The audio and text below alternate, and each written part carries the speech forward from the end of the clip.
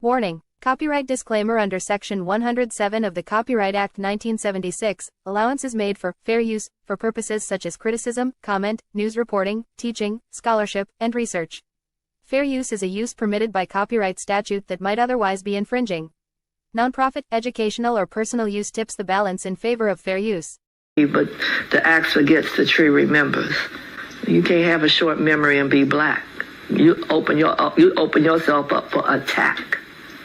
You got to have a long memory because you're singing a long song. Y'all feel me? Mm-hmm. Yeah, you do.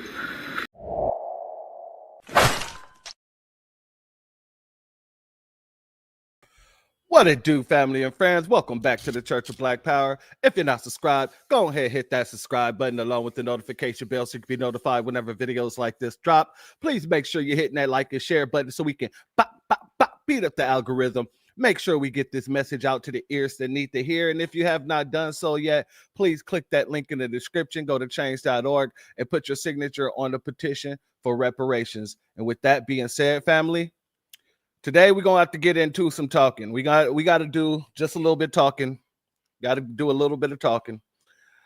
When it comes down to the situation, when it comes to Trey Reed, DeMar Travion Reed, to be more specific, we got to chop some things down, because in the wake of this Charlie Kirk situation, our young brother was found hanging over at Delta State University. Not just him, though. In the very same day, another man was found hanging about 100 miles away. I wanted to kind of look at the differences of the situation.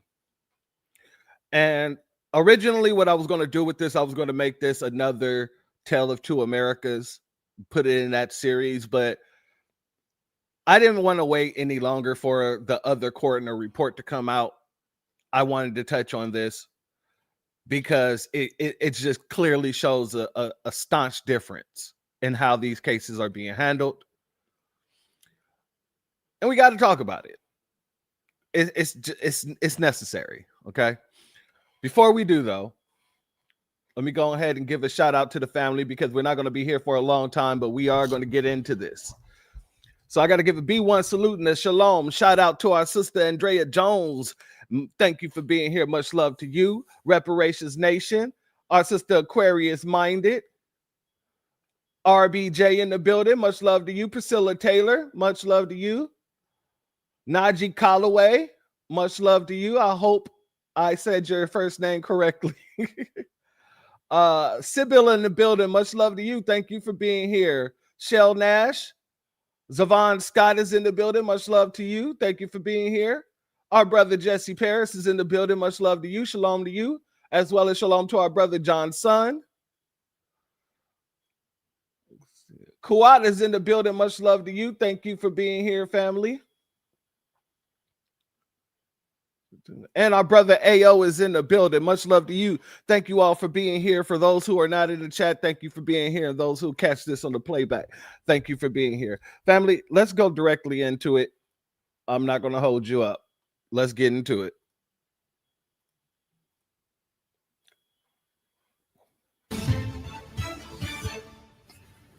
Family in Mississippi is now begging for answers after their 21-year-old was found dead hanging from a tree at Delta State University. Campus police say the body of 21-year-old Trey Reed, a black student, was discovered by staff members on Monday morning. Authorities quickly ruling out foul play, and during a press conference today, the university president insisting that race relations are not an issue at the university.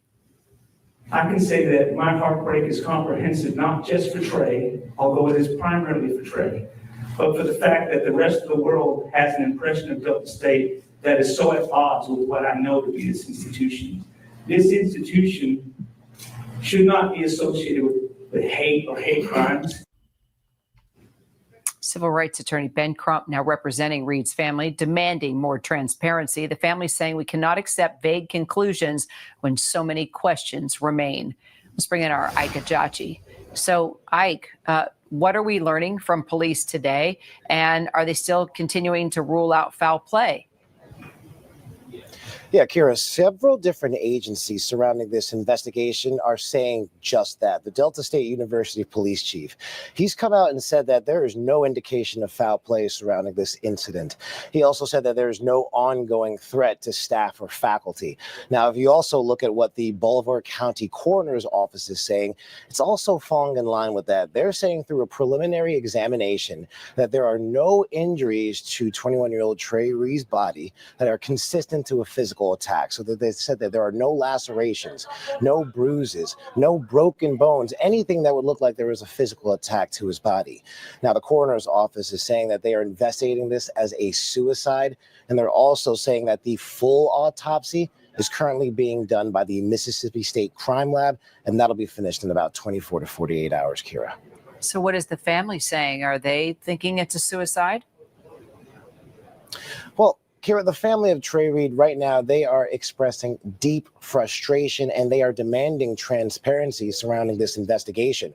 Right now, through their attorney, Vanessa Jones, they have announced that they are conducting their own independent autopsy and they're even conducting their own investigation around this. They are demanding answers, they're saying, that are shrouded in some kind of a cloud of secrecy. This is according to the attorney and the family. So what we're seeing right now is that they're claiming that there has been a lack of direct communication from law enforcement, from the university to the family on the day this incident was discovered. That is, of course, on September 15th, just 2 days ago. They're saying there has been no communication, and that's exactly what they're demanding. Take a listen. Family does not know exactly what happened on September the 15th of 2025. We are seeking answers. The family of Trey Reed has not even received a phone call from the president of Delta State University And he told me that they found Trey Reed in his room. And he didn't say possible suicide, he said suicide. Now, Kira, it is important to note that the university did respond, the university president that is, by saying that the university contacted an individual for Trey Reed who is listed as the next of kin. And they said that happened on that day, Kira. All right. All right. First and foremost, shout out and shalom to our sister Anita Harrell. Thank you for being here, as well as Jerome Davis. Thank you for being here. Family, just a lot in that small little clip there. There's a lot in that small little clip. The fact that the family was told that he was found in his room unalived, that's a big problem. From the information that is out right now, the only reason why they told the family that he was found hanging after they told him or told the family that he was found unalived in his bedroom was because of the fact there was people who actually saw him there hanging. There was witnesses that saw where he was located. So they had to go back and switch up whatever they told the family members to make it seem like they were being transparent. But as you heard, I think it was his uncle say that they told him that he was found unalived in his bedroom due to suicide. That's a big problem. Because from the gate, that's showing you there is no transparency there. From the gate, people would look at that situation and automatically think cover up. From the gate. Why? Because Mississippi has a history of lynching people and covering it up. This is what we know. Shalom and salute to Rashad Wallace, as well as our sister Donna C in the building. Much love to you. This man here, hold on. I can say that my heartbreak is University. I can say that my heartbreak is comprehensive, not just for Trey, although it is primarily for Trey, but for the fact that the rest of the world has an impression of Delta State that is so at odds with what I know to be this institution. This institution should not be associated with hate or hate crimes. Now I wanted to replay that because I want everybody to notice what this white supremacist is doing. This white supremacist, he's trying his hardest to say it without saying it. But he don't want his school associated with hate crimes. Well, sir, you don't have the right to say whether or not your school is going to be associated with hate crimes or not. If a hate crime happens there, then your school will be associated with said hate crime. You don't get to dictate whether or not your school should be linked to any type of hate crimes. That's one. Number two, if you say that you feel that your school isn't like that, who's to say that you isn't working or you're not working with the law enforcement in order to cover the situation up because you don't want your school linked to any hate crimes? In the very same way that Mississippi has a known history for covering up lynchings. That was it. That rang my bell when I heard that. Salute to Tater, man. Thank you for being here. All the bells and whistles went off in my head when I heard him say that. Your college shouldn't be tied to any hate crimes or discrimination. You don't have the control to say whether that should be or not. If something happens there, then it automatically should be tied to it.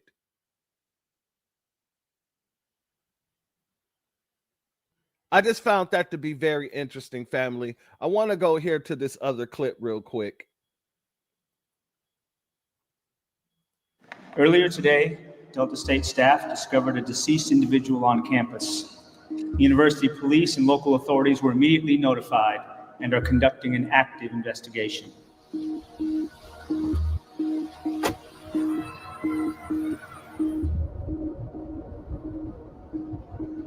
At this time, there's no evidence of foul play. Now, family, this was the day of. And notice the first thing that is being said by this sheriff here or officer or whatever is that at this time there is no foul play, or they don't see any situations that would lead to them saying this is foul play. This is what they're saying. This is the same damn day. It's important to take that and put a pin in it, because the wording that you hear here isn't going to be the wording that you hear a little bit later. And both of these people, I believe, have the same coroner. So it's very important to take what they're saying and put a pin in it. Shalom to our brother Leonardo Yuda. Thank you for being here, family. There is no evidence of a threat to campus, and there's no evidence that the campus is unsafe at this point. So I expect we will resume normal operations as soon as possible. Family, understand, this man made sure to come out, the police officer made sure to come out and say, at this time, there is no foul play detected. And then the leader or the dean of the college then comes out and says, there is no immediate danger to the school. But yet, there were all kinds of threats sent out to HBCUs.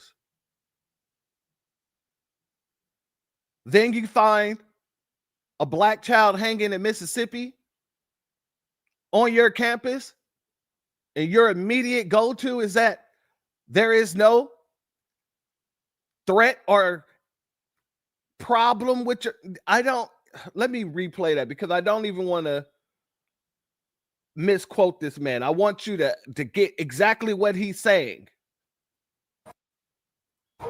There is no evidence of a threat to campus, and there's no evidence that the campus is unsafe at this point. So a black child hanging in the tree is the evidence to the threat to campus. A black child hanging in the tree is the evidence that there's an immediate danger to your students. Any child hanging on a campus is evidence of an immediate danger until you rule out the immediate danger.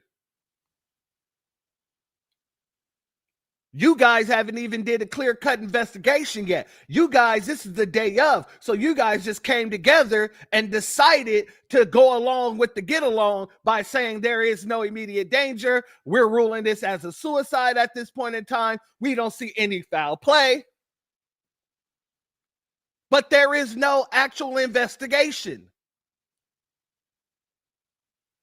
You lied to the parents and said that you found him in his room unalived. And if it wasn't for the other people who actually found him, the witnesses who can corroborate the fact that he was found hanging in a tree, you guys would have kept the story going that he was found unalive in his room.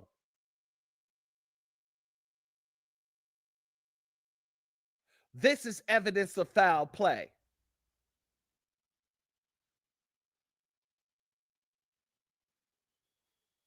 I expect we resume normal operations as soon as possible. The family does not know exactly what happened on September the 15th of 2025.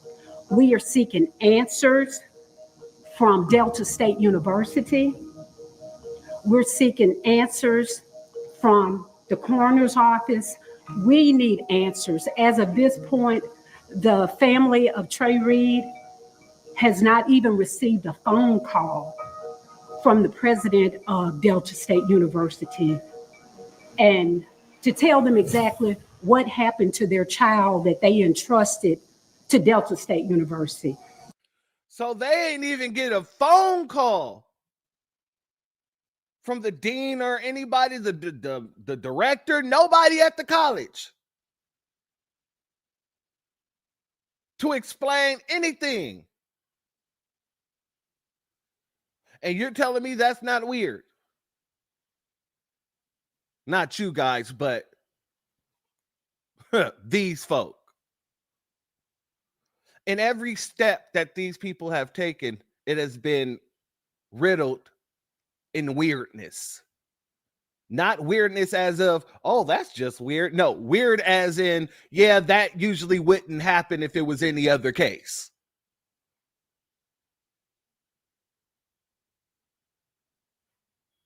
Right now, we are, along with the family here, the Reed family, we just want answers. We just really want answers. Because a young man like that, he wasn't a street young man. You know, sometimes we got people that in the streets and this and that. He wasn't that type of person. He didn't do any of those things. So that's why we are so concerned about what's going on. We're getting mixed information. We're hearing everything on the media. So we just want the truth. As we move forward, we're just looking for answers that a simple camera on the university's campus will answer. How Trey was discovered has stirred many emotions in this community and many emotions around the state and the nation. While the preliminary report of the Bolivar County Coroner's Office indicates no evidence of foul play, we recognize that this is not only about facts. It's about emotions and it's about feelings. No, baby. No, buddy. No, buddy boy. No. You're not about to sit here and try to make this an emotional situation where it's about more emotion than the facts. He said it's not just about the facts, but it's about emotions and feelings. No. It's about the history of your goddamn state. It's about the history of cover-ups that your state have participated in. It's about the lynching of all the men and women in your state that you guys have covered up.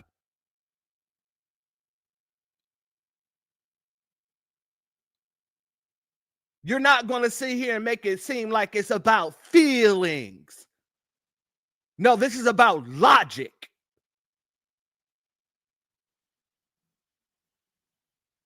This is about logic. And for anybody to try to make it seem like, oh, well, we have to deal with not only the facts, but people's feelings while negating the freaking history of Mississippi, that's highly egregious and disrespectful and demonic.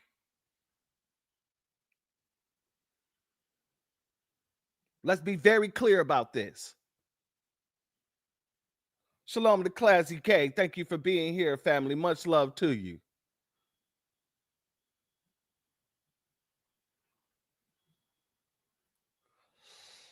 How did a Nabisco become the president of HBCU? I don't even know if Delta State is a HBCU. I'm not sure. But if it is, it's not unheard of because there's a lot of HBCUs where the board members in themselves are Nabiscos. There are a lot of HBCUs where there are sitting presidents who are Nabisco. Yeah, it's not that off. It's not that off at all, especially when you look at the history of HBCUs in general. So, yeah, I don't know if it is. However, if it is, I'm not too surprised by it, because as somebody who goes to HBCU, I'm out here in Texas Southern, and you look at the board members, they don't look like me and you. And if they do, they're not me and you. They're from outside of the country. The new president of Texas Southern University is an African dude. So this is how they do. And the way this loss and how it was discovered affects people's lives. The university and I personally have been in regular, frequent contact with next of kin. And I'll say for the family. Now notice what this man does here. The family says that he has not contacted them yet to tell them anything. And the thing that he says is, I've been in frequent contact with the next of kin. Well, who's the next of kin if none of those family members there were listed? And when you sign up for college, family, for those who have any type of children or nephews or nieces who are in college, do they usually fill out the packet themselves? Or do a parent, grandparent, an uncle, an aunt, somebody help them fill out those packets? And 9 times out of the 10, the next of kin is going to be either the mother or the father if they're still living. If not, it'll be the grandparents if they're still alive. If not, it's going to be the auntie or uncle, somebody that kid looks up to or was raised by. I have never seen a situation where the emergency contact information was not the family, unless the child was not raised by the family, unless the child was adopted somewhere. Exactly, Xavier. No word from the DOJ whatsoever.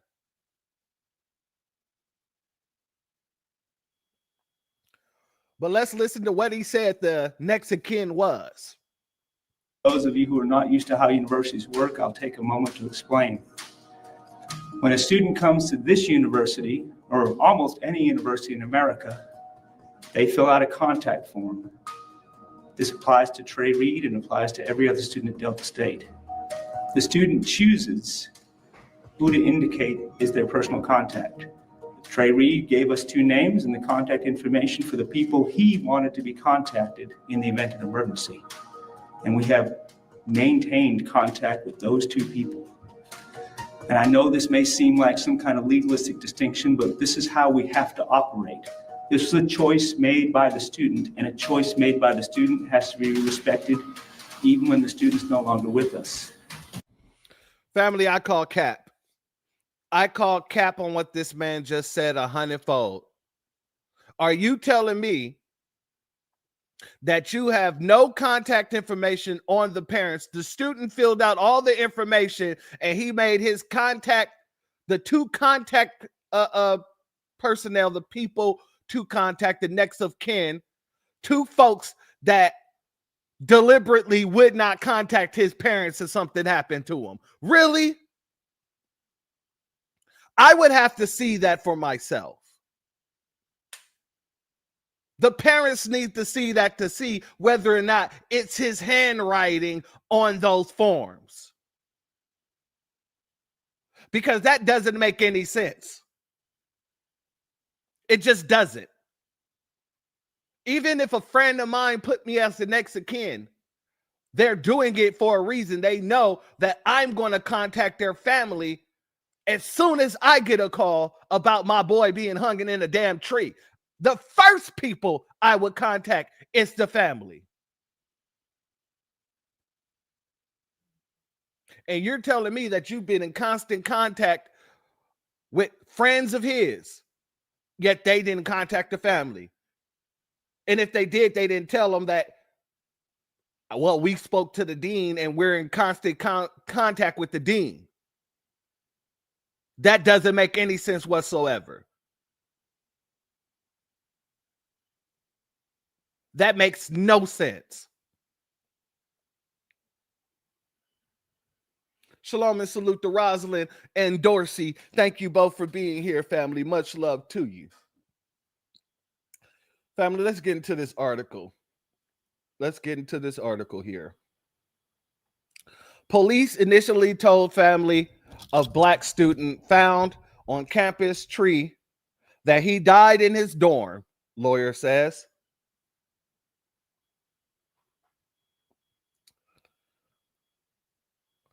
Lawyers for the family of DeMar Travion, I want to make sure I say his name right, DeMar Travion, Trey Reed, claimed police initially told the victim's family that he died in his dorm room. Reed, a student at Delta State University in Cleveland, Mississippi, was found hanging from a tree near the college pickleball courts on the morning of Monday, September 15th. Vanessa J. Jones, an attorney representing Reed's family, said the Grenada County Sheriff Department informed the family that Trey was found dead in his dorm room, in his bed, according to the Mississippi Free Press. Speaking with ABC affiliate WAPT, Reed grandfather, J.B. Reed, said the comments was made by a member of the Bolivar County Sheriff's Department, and that he didn't even say possible suicide, he said suicide. When asked about the discrepancy about Reed's body, when asked about the discrepancy about where Reed's body was found at a press conference on Wednesday, September 17th, Delta State Director of Public Safety, Mike Peeler, said he did not have knowledge of any calls Reed's grandfather received. Well, guess what? It's real easy to find out because all of your calls should be recorded, especially coming from a sheriff's department or a police department. We also can check the call records of the grandfather's phone. These things are very easy to corroborate.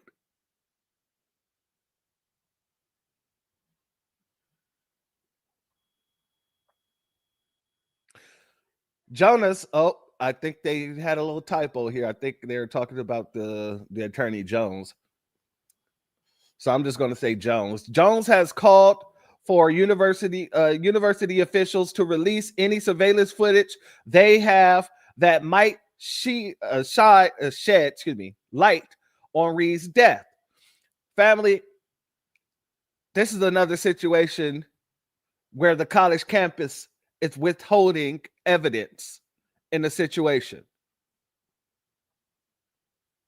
Because that's what it is. The same thing that happened up in Texas, northern Texas, towards Dallas, with our brother Carmelo Anthony, where the college, for some reason, has the right not to release the tape or hold on to the tape or have control over who sees the tape.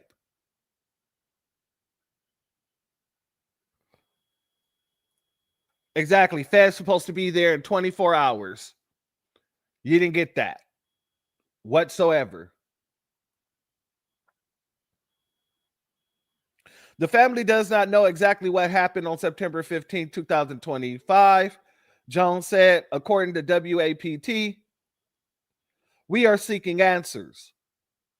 If this man was on the campus of Delta State University with all these cameras and all this modern technology, from the moment he left his dorm room or entered the campus, there should be surveillance of all his actions, Jones added, per the Mississippi Free Press. That's what we want.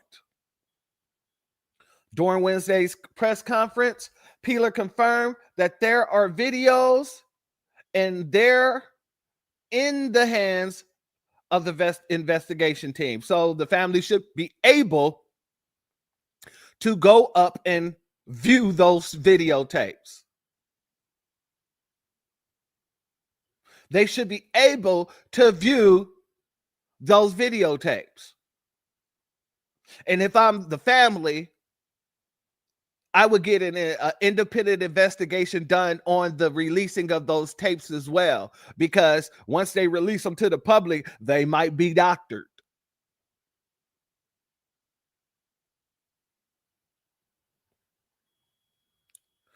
Shalom to D. Thank you for being here, family. Much love to you. During Wednesday's press conference, Peeler confirmed that there are video. Okay, I just read that. Peeler did not share additional details about the nature of the videos. Of course they wouldn't. The Bolivar County Sheriff's Department, Grenada Police Department, and the university officials did not immediately respond to people's requests for comment. The website for the Grenada County Sheriff's Office, GCSO, was down when people attempted to reach them. Reed's family also retained civil rights and personal injury attorney Ben Crump, and this is where I feel like one of the reasons why I waited so long to talk about this is because I wanted to see how the family was going to react, how they were going to come out and address this situation. And as of right now, they're addressing it in the way that they should be addressing it. They're demanding answers. But when I see Benjamin Crump come into play, oh, it takes me back to the Bolton John situation.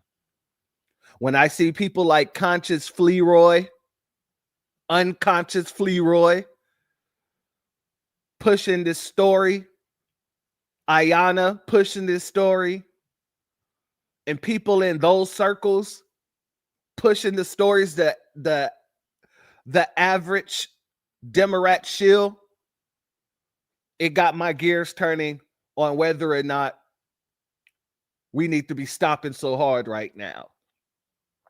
But I decided that we still need to talk about this because of the differences within these two cases. And whether we move forward with putting our weight behind them, that's another case. We'll wait to see how the family responds to this whole situation with Benjamin Crump involved. Exactly. That's the whole problem. Crump wants the families he represents to stand down. And family, yeah, if they agree to that, then guess what? We stand down too. That's just what it is. We all remember how Tamir Rice's mother came out and was holding their feet to the fire about how they were trying to get her to stay quiet, all just to get a settlement. And if all you care about is using your child as a bargaining chip to get funding, then the Black Grassroots do not stand behind you while doing so. And that's why I waited. But let's continue. In a statement obtained by People, Crump said the 21-year-old student was full of promise and warmth, deeply loved and respected by all who knew him. His family and the campus community deserve a full, independent investigation to uncover the truth about what happened, Crump stated. We cannot accept vague conclusions when so many questions remain. I stand with this family, and I will lead a team of civil rights leaders and organizations to pursue transparency and answers for Trey's family. Family, let me ask y'all a question. And I got to ask this question. I got to ask you all this question. And I need your honest opinions on this. Why do people like Benjamin Crump wait until after something happens to us to assemble a team to get answers rather than assembling a team as a civil rights attorney, quote unquote? I'm saying that with finger quotes, to fight for something like an anti-black hate crime bill, to fight for policies to protect Black Americans from situations such as this. You rather wait until something happens to somebody, because on the end of that, on the tail end, you can get paid. You see, I don't like people being called civil rights attorneys when they're not really fighting for civil rights. None of these people, they're not civil rights activists. They're not human rights activists. They're people that wear a title so that when something happens, they can rush on in and be the face of the news or the media spin on that situation. Be the face of the person running to the court saying we're suing the state rather than wanting to hold people 100% accountable. I don't like that whatsoever.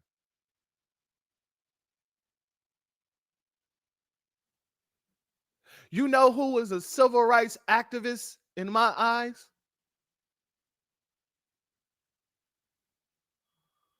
Oh, yeah. There you go, AO. There you go. Shout out to my brother AO. Johnny Cochran was a civil rights activist in my eyes. He was doing and putting together a group of attorneys to go fight for justice for foundational Black Americans. He wasn't a reactive person. He was a proactive person. And everybody who's running around here with the title on as a civil rights attorney or a civil rights activist are reactive. They're not proactive. And now I'm going to play this. Warning. Copyright disclaimer under Section 107 of the Copyright Act 1976, allowance is made for fair use, for purposes such as criticism, comment, news reporting, teaching, scholarship, and research. Fair use is a use permitted by copyright statute that might otherwise be infringing. Nonprofit, educational, or personal use tips the balance in favor of fair use. Along with Charles Ogletree and Randall Robinson and some really great lawyers, we're gonna try to fashion a strategy to sue for slavery reparations in this country, bring a lawsuit. It's not the most popular thing everywhere, but that's not the test. The test is slavery was wrong. The government sanctioned and benefited from it. You can't have, 200 or 300 years of free labor built to help build the country. When you go to Washington, you look at those monuments like the Washington Monument, built by slaves. Nobody ever got any compensation for that. You got to look at it realistically, I think. So I think these are new challenges we have to face. Johnny will never retire. It's a journey to justice.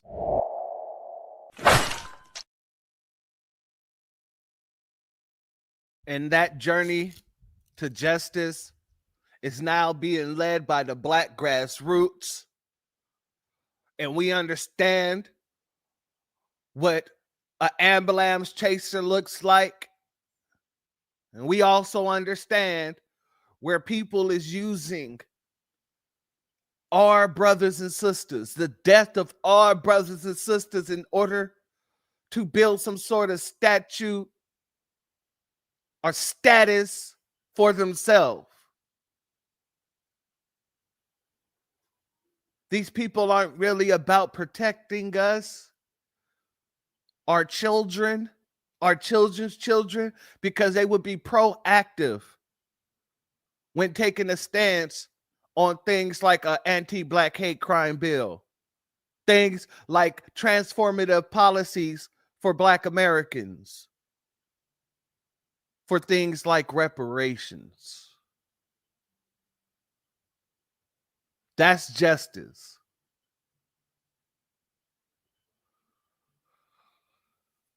Let's get back over here into this article, because I can digress on that all day long.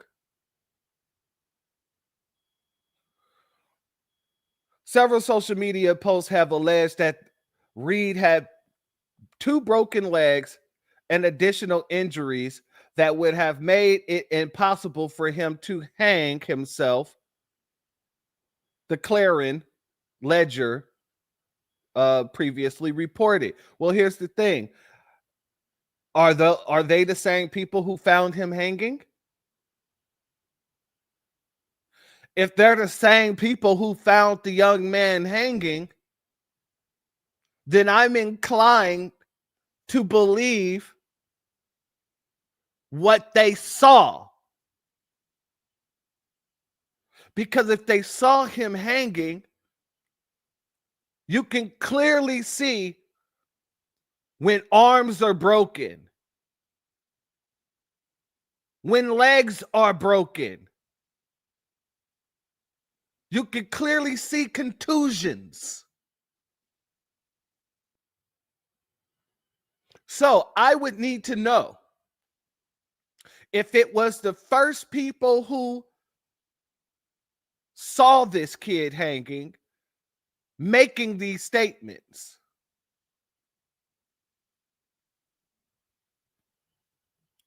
But Peeler stated that there was no evidence of foul play in connection with Reed's death, according to a statement from university officials. He also claimed there is no ongoing threat to the campus safety.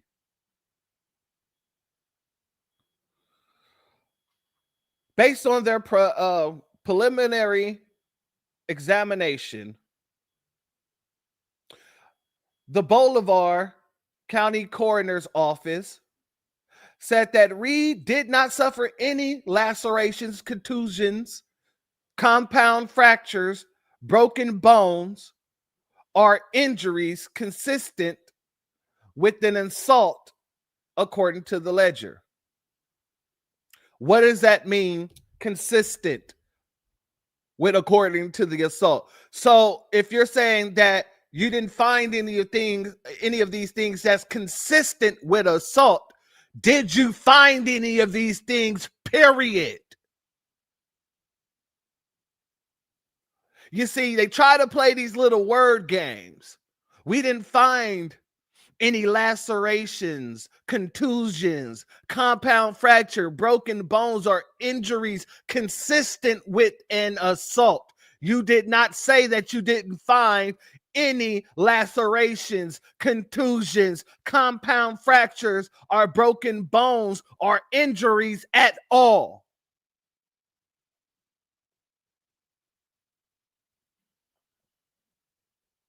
And what is consistent with an assault?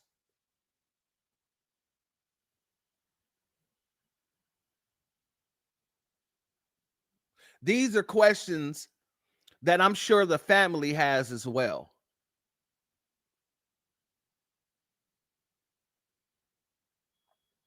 At this time, there is no evidence to suggest the individual was physically attacked before his death, the BCCO said. During Wednesday's press conference, Peeler maintained that officials do not believe there was any foul play involved, but that an investigation remains active. During the press conference, Delta State University President Daniel Enos acknowledged that Trey's death has stirred many emotions in this community and many emotions around the state and the nation. Notice how they keep saying emotions rather than questions. Due to what? The history of the state.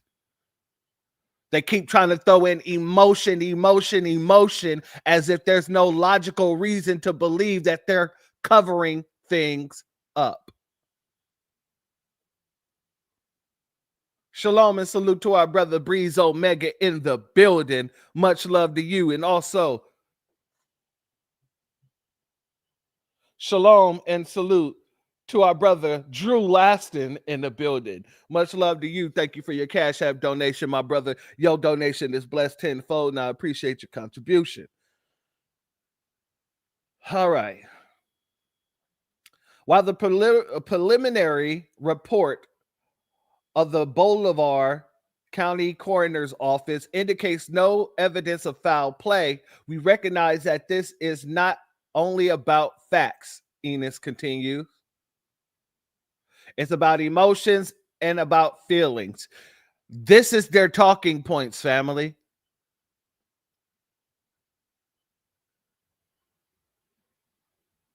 This is their talking points. Exactly, my sister Silbill. That is a great point. Yet Charlie Kirk's killer was on camera, on campus before and after.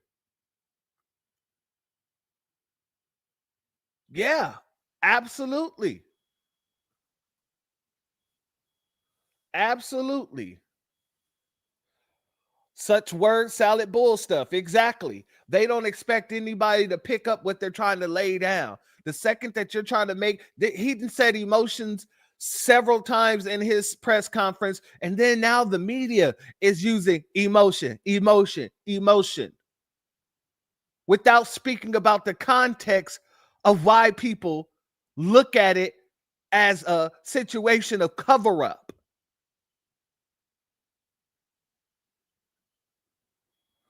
Exactly. It sounds like the university is trying to cover up what really happened, especially because the police officer told the family that he was found in this dorm room.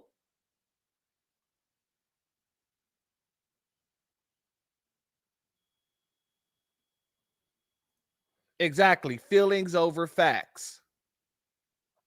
That's what they're trying to push to us. Exactly, my sister Andrea Jones. Much love to you. She says they think that we can't read between the lines. Exactly. But they're messing with a new breed of people that, been reading through the lines since day one.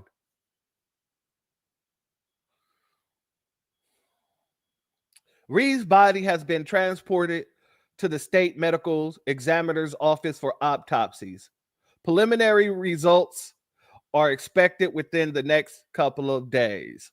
Well, family, those preliminary results have hit the scene. Let's go here.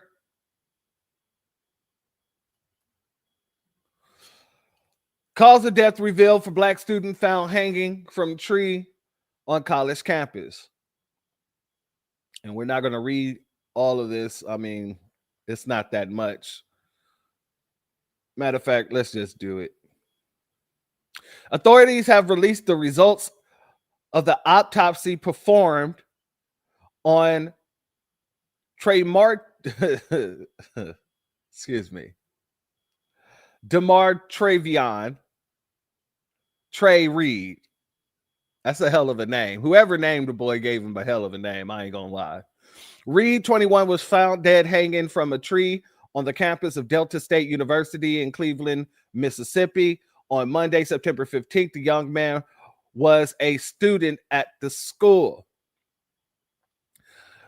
The Cleveland Police Department announced in a news release on Thursday, September 18th, that the autopsy determined Reed died by suicide.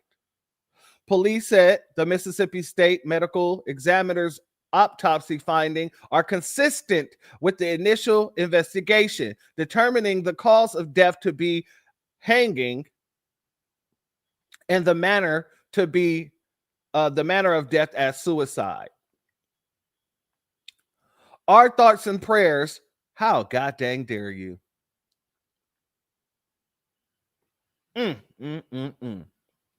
That would piss me the hell off. Our thoughts and prayers remains with the Reed family and friends during this very difficult time, said Cleveland Police Chief Travis Tribble in a statement. We want to encourage everyone who is struggling to reach out for help.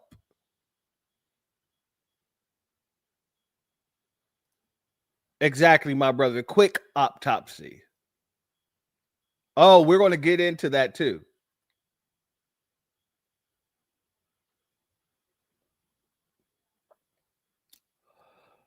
Where was I? My condolences go out to the family of Trey Reed and all of those who knew and loved him. Mississippi Department of Public Safety Commissioner Sean Tyndale said in a statement, I also applaud the quick work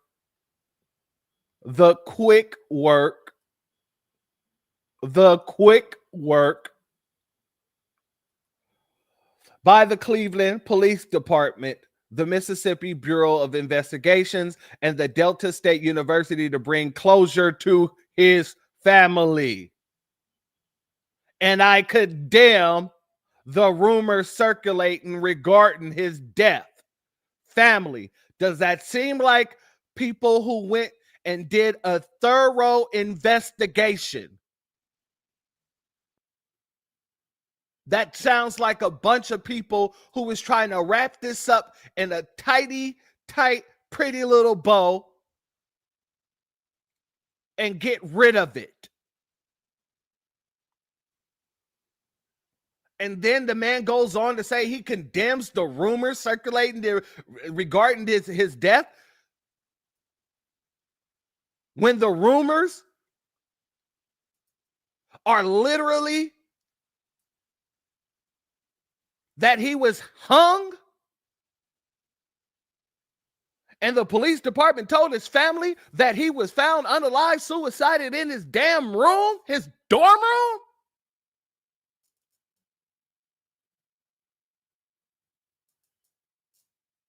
Oh, yeah. Somebody would be getting a hell of a goddamn call from me. Final toxicology results may take 2 to 4 weeks to be completed, police said. And I wouldn't be surprised if they came back and tried to say that, oh, there was drugs in his system, which led to him suiciding himself.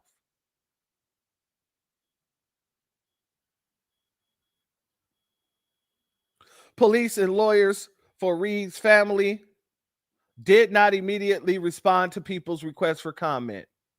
Delta State Director of Public Safety, Mike Peeler, previously said there was no evidence of foul play in connection with Reed's death.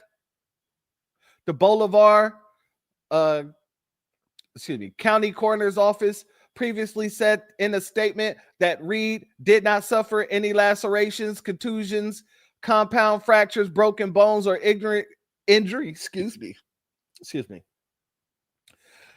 Oh, man.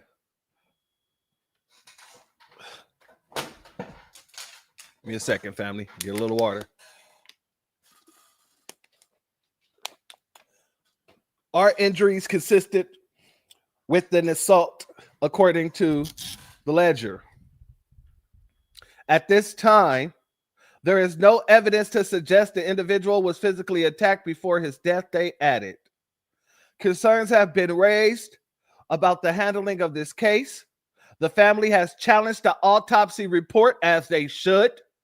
And our Colin Kaepernick Know Your Rights Camp Autopsy Initiative will cover the cost of an independent autopsy, according to attorney Benjamin Crump, who is representing the family. Shout out to Colin Kaepernick. Shout out to Colin Kaepernick.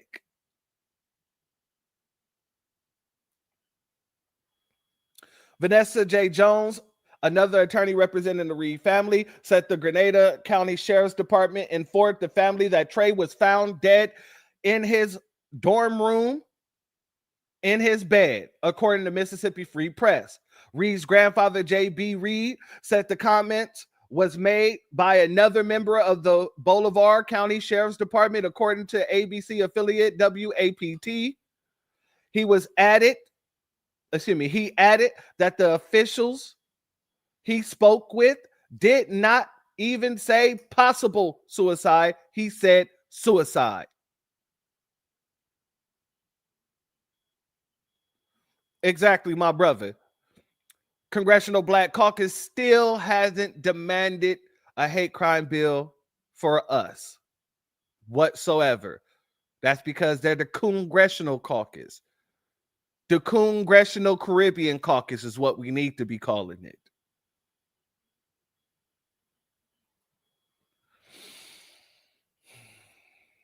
The family does not know exactly what happened on September 15, 2025. Jones said, according to the outlet, we're seeking answers. We are seeking answers.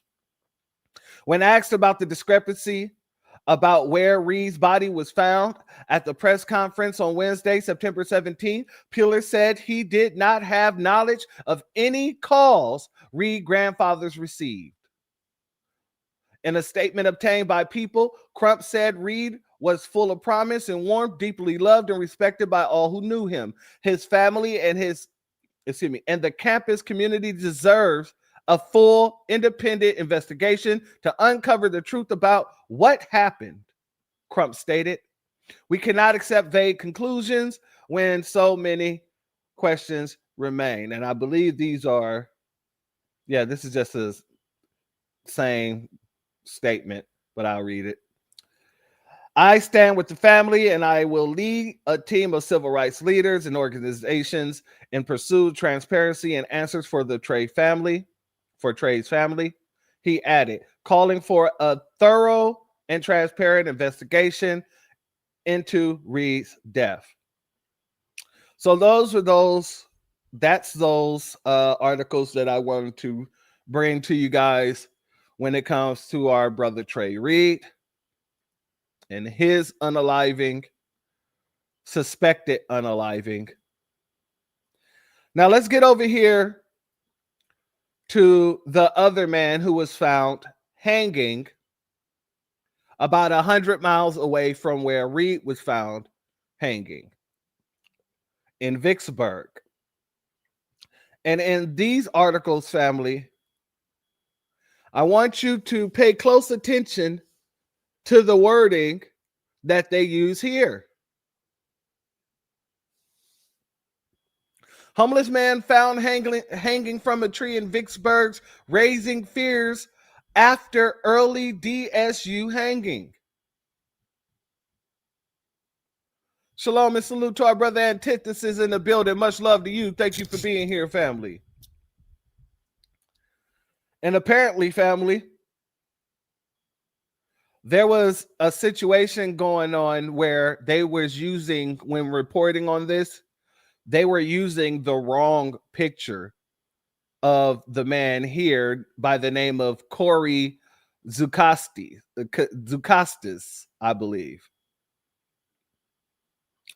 The body of 35-year-old Corey Zukastis was found hanging from a tree in a wooded area off of Washington Street in Vicksburg, Mississippi on Monday afternoon.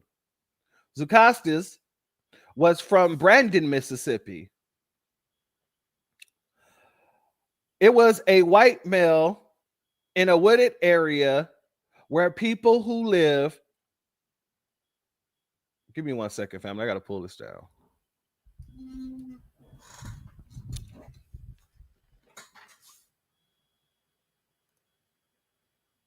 All right. It was a white man in a wooded area where people who live there are homeless and on drugs. That's interesting that they threw that up in there. Warren County Coroner Doug L. Husky told the Mississippi Free Press on Tuesday morning, when asked for details, he is homeless. I talked to his family.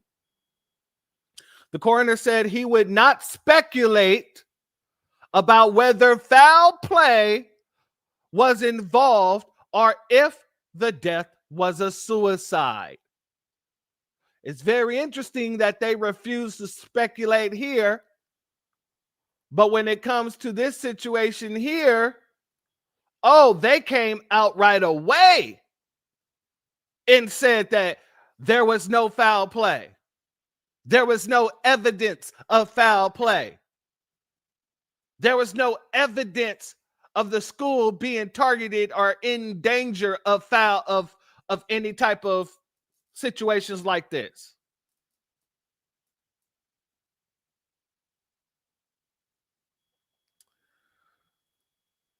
Let's get over here because I want to make sure it's very apparent why they're doing that.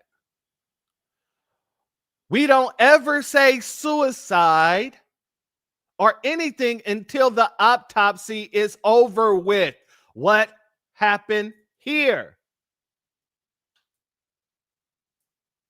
If y'all never say suicide until the autopsy is over with, why the hell did not only the sheriff, but the police chief, the dean of the school, all came out making sure, and this is before the autopsy, the preliminary autopsy, and then the preliminary autopsy come out saying the same thing, and then when they send it to the state coroner, he comes out and say the same thing. But yet when it comes to this Nabisco hanging in the tree 100 miles away, y'all want to say, oh no, we never say suicide without going through an autopsy. This is why I wanted to put this in a tale of two Americas, but I would have to wait until the autopsy come out in order to put this into that category. So if the autopsy comes out and says that there's foul play, we're going to be doing another Tales of Two Americas.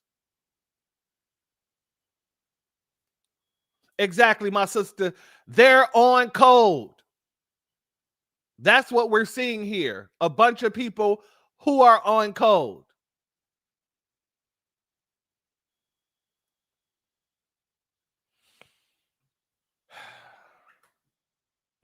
We don't ever say suicide or anything until the autopsy is over with. Right now, it's just an investigation, he said, deferring to the police.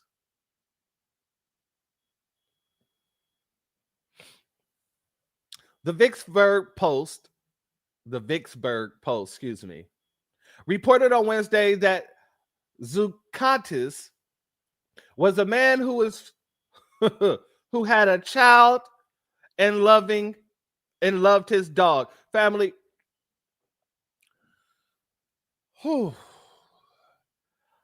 I really feel like there's going to be a whole different situation with this person. The fact that they mentioned that he had a child and that he loved his dog. And now they're about to get into this sob story about this dog.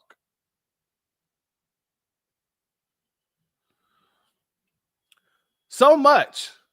He loved his dog so much that he had declined an invitation to live at the River City Rescue Mission Shelter because he would not give up his dog. The dog got hit in front of the mission a long time ago. Jimmy Dawson, a member of the River City Rescue Mission, told newspapers. He healed the dog. And that dog was beside him the whole time. When they called the pound on the dog, that just knocked his spirit. When they took that dog, they took everything from him. Family, are they creating a backstory as to why this man could have suicided himself? I'm just asking a question. Asking for a friend. Details are limited at this time. Oh, but you know, when it came down, because they were found on the same day. But the details wasn't limited when it came down to our brother Trey. But when it comes down to Corey, details are limited at this time.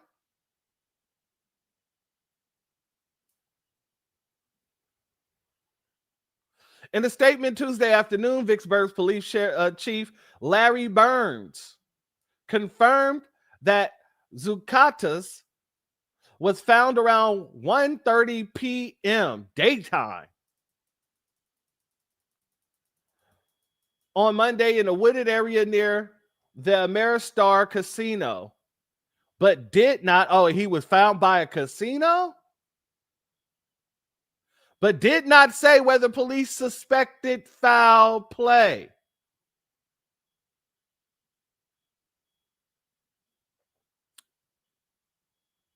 The matter is currently being handled as a death investigation. Now remember, family, when it came down to Trey's uncle or grandfather that got the phone call from one of the sheriffs in the sheriff's department, as soon as they called him, they called and told him that the boy was found in his dorm room unalive by suicide. Only to turn around and have to admit that he was found hanging in the tree. But here, you have the chief coming out making sure everybody know that this is being handled as a death investigation. And officers are actively investigating the circumstances, he said. The victim's family has been notified. As with any ongoing investigation, details are limited at this time.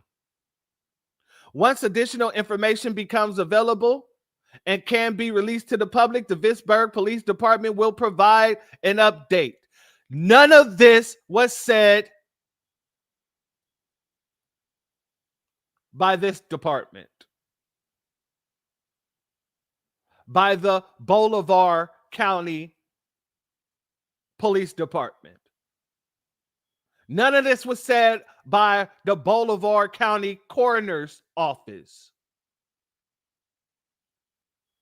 But when it comes down to Corey, they want to make sure that you know that this is being investigated as a death investigation, and officers are actively investigating the circumstances.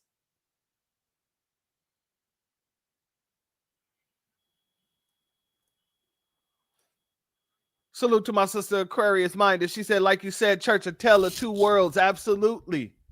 And I have a feeling that that's what we're going to be ending up doing in this situation.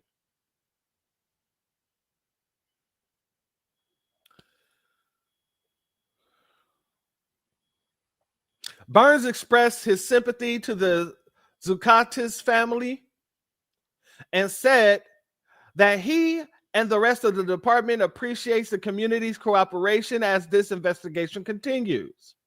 Social media users have posted photos of Galvin Fortenberry, a 17-year-old gun violence victim who died last month in Jefferson Davis County, incorrectly identifying him as Zukatas, and that's what I was talking about.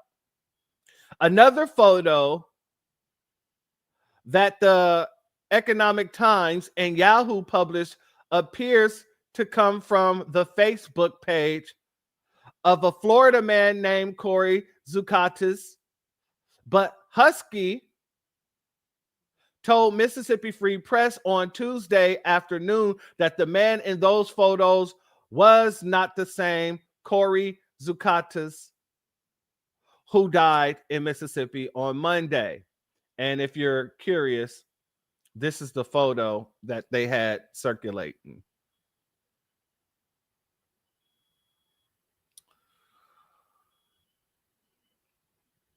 Yeah, this is the photo here. All right. Let's get back over here. The Vicksburg Police Department later released a photo of Zucatis on Wednesday.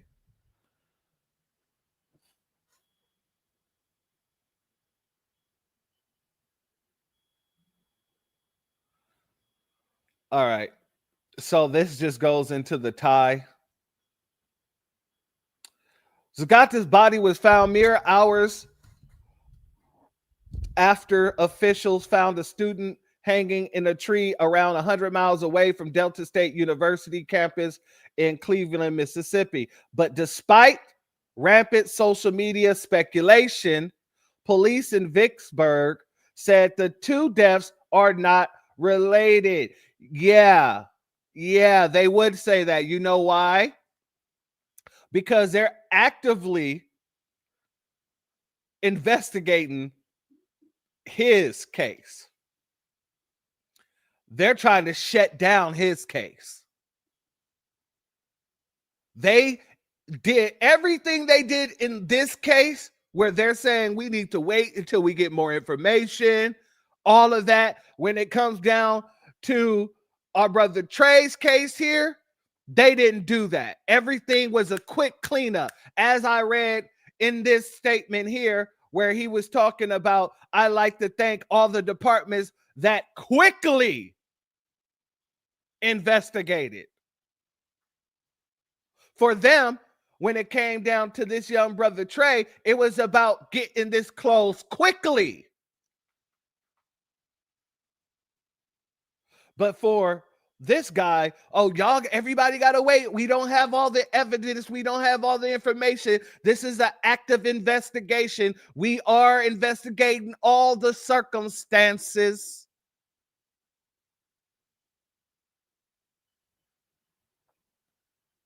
This is what they're doing, family. And I'm with the family. The family absolutely needs to do an independent investigation. And when that independent investigation show 9 times out of the 10 what we already know, not only should the school be held accountable, everybody who had a part in it, who just said that it was no foul play, should be arrested for cover-up. Then if you want to sue the school, fine, sue the school. But the first thing that needs to be happening in this situation, if there is foul play found, is that the school needs to be the dean who came out and made it very apparent that there was no threats or anything like that. He needs to be arrested. The sheriff needs to be arrested. The chief of police needs to be arrested. The coroner needs to be arrested. The state coroner needs to be arrested. All for cover-up. Then you file a civil suit later after that.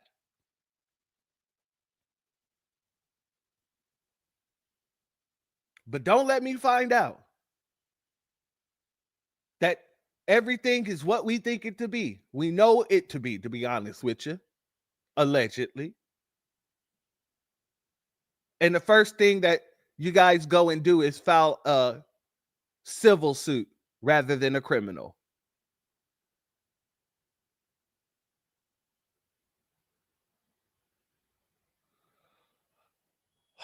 Family, I want to go here because there's a lot of ignorance online right now in this case.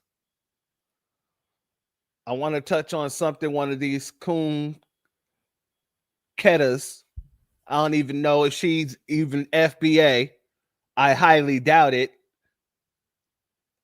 But this woman came out and made an ignorant statement, and we have to address it. Let's go here. So y'all are upset that it wasn't a white mob that unalived that young man at the university, Delta University in Mississippi. Y'all are upset that it wasn't, because the black police chief, university chief, came out and said that he saw the videos and it seems to be a suicide.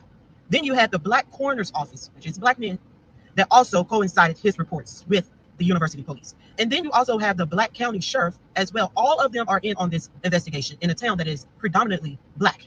But you're upset because you couldn't use this to continue your race hustling, your division, and grifting for gains and clicks and likes. I've never seen so much confusion for people that say that we live in a white supremacist society, but y'all have to look high and low, scour everywhere to find something to coincide with your narrative. Instead of asking these questions, sitting down with your sons and your daughters, maybe having quality time with your loved ones to discuss the mental problems that's going on with our youth today. Because obviously that young man was suffering from the inside.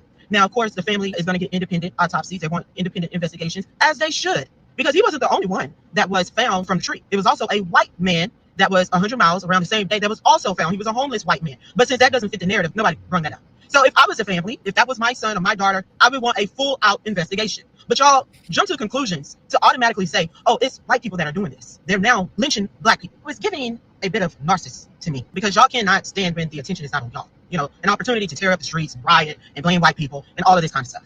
Because y'all thought it was going to be a different outlook when Charlie Kirk was assassinated. You thought that it was white people that was going to be out here tearing up the streets and all of this stuff and chasing down Black people. And that didn't happen. So now you're trying to cook up some sort of a narrative to make that happen. And that's falling for it. So I'm going to say rest in peace to Trey Reed and Cody, which was the white guy's name, the homeless guy's name. And I hope that they do a full investigation of everything. And it's always tough when a parent loses a child, especially in that type of a way, because the question of why will always continue to play in their mind and they'll never be able to get that answer. So I really. All right, family, I'm going to run that all the way back because we got to chop that down piece by damn piece. We have to dissect that piece by piece. But before we do, I have to make a disclaimer, because here's the problem that I have. This is why I really I have disdain for anybody who's on the plantations. When I say anybody who's on the plantations, I mean Democrats and Republicans. I have such disdain for anybody who is toting the water for either plantation, because when it comes to the Democrats, they will sit here and call all this stuff out without any type of redress for it. They will sit here and call all this stuff out to show how racist these cities and towns are, but they will not push for any type of policies that will combat these type of situations. And on the Republican side, you have to forget or negate the whole history of the country in order to prop up your party.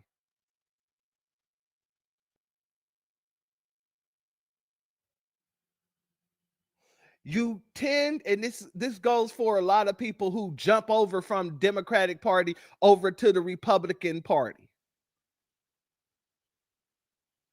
They tend to overcompensate because they've been in the Democratic Party for so long. So all of a sudden, they act like you don't see the truth behind what's been happening in this country for centuries.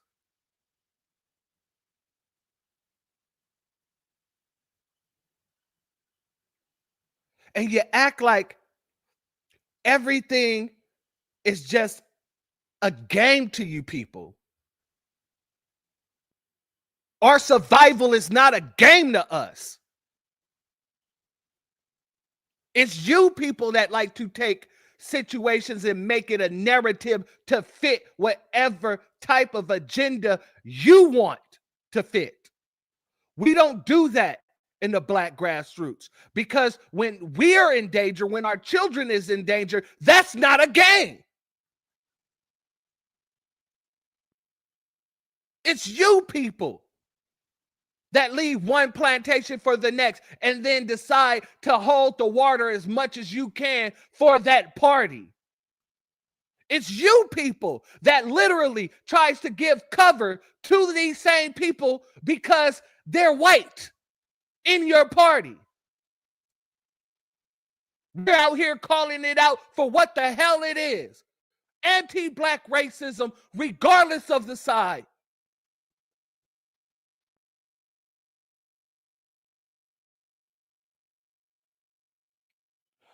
Salute to the ears that hear the truth. Thank you for your cash app, my sister. I appreciate your donation. Your donation is blessed tenfold. Let's get into this woman's bullshit that she got to spew out of her mouth. So y'all are upset that it wasn't a white mob that unalived that young man at the university, Delta University in Mississippi? Number one, we don't know what it was. All we know is that the young brother was found hanging in a tree, and the police called his family and lied to them and told them that he was found in his dorm room unalived by suicide. So automatically, everything after that is suspicious. Everything after that is suspicious.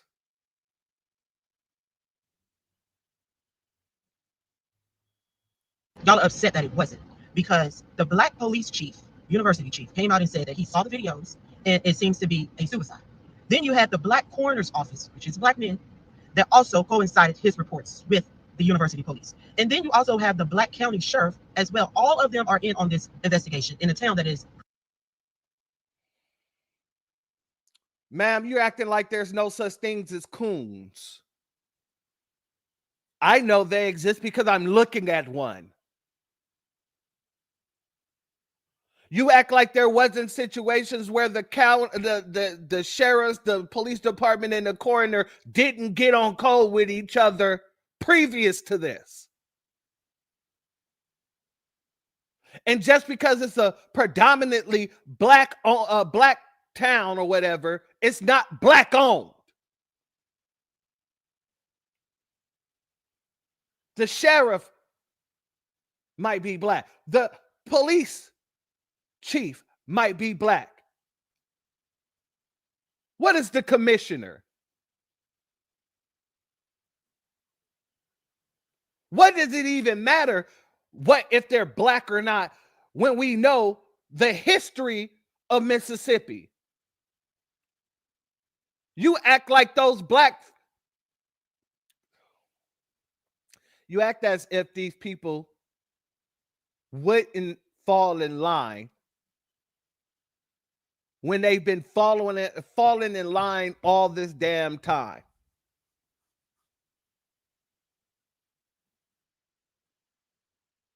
But let's continue. Predominantly black. But you're upset because you couldn't use this to continue your race hustling, your division, and grifting for gains. Like I stated previously, we don't use this for race baiting.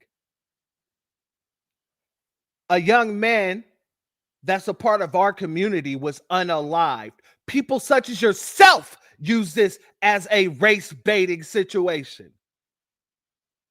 People such as yourself use these situations to call out the left side or to call out the right side. The black grassroots calls out white supremacy in itself. You're the grifter. And it's people like you that put a target on our children's backs. Because the Nabisco know that they got some mammy sitting little hoe, excuse my French, that is willing to give them cover.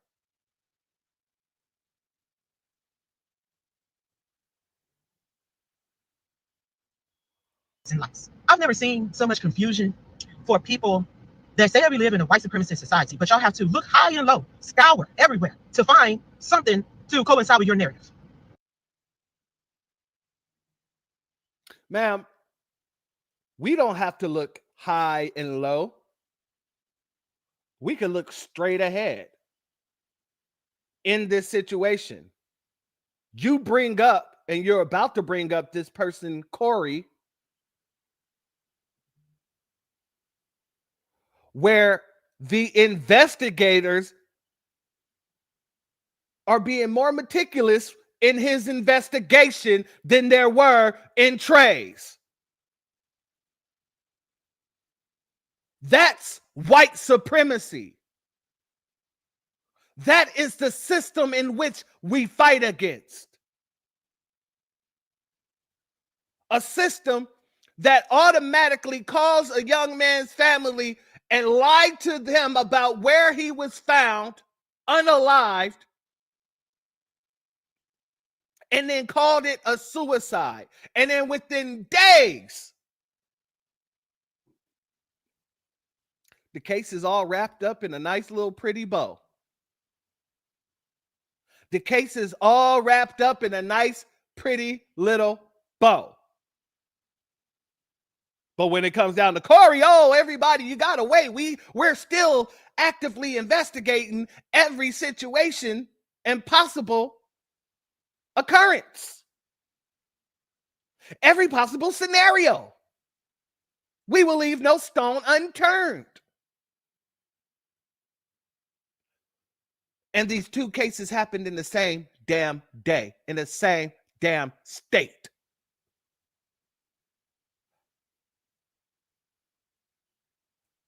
We don't have to look high and low for white supremacy when it's right there in our face, you goddamn coonstress.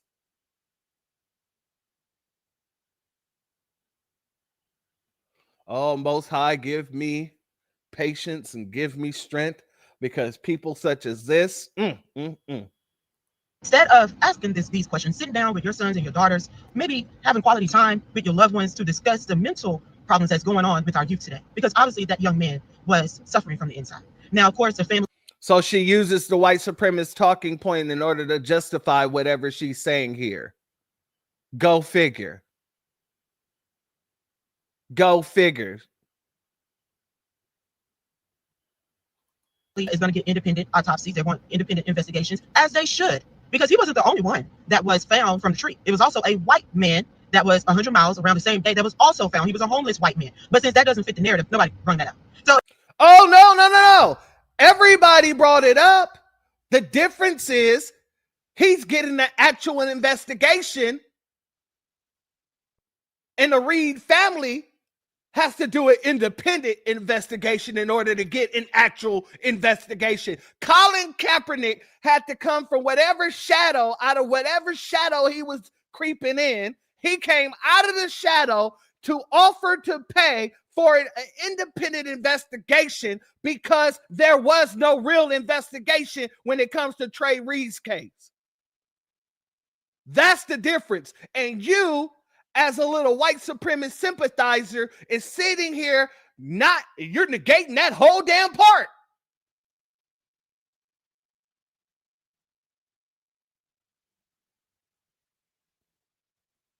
This is why I disdain people like this. I disdain people like this, because they're putting a target on the back of our children, and they just think this is for kicks, shits, and giggles. This is a game to them. It's all about their damn party. It's not about the damn people. It's because she don't care about the damn people. She don't care about our damn children. She might not even be a part of us.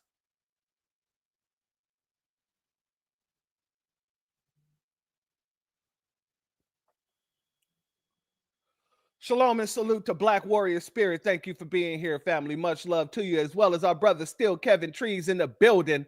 Much love to you, as well as our brother Russian Bots Revenge. Much love to you. Thank you for being here, family.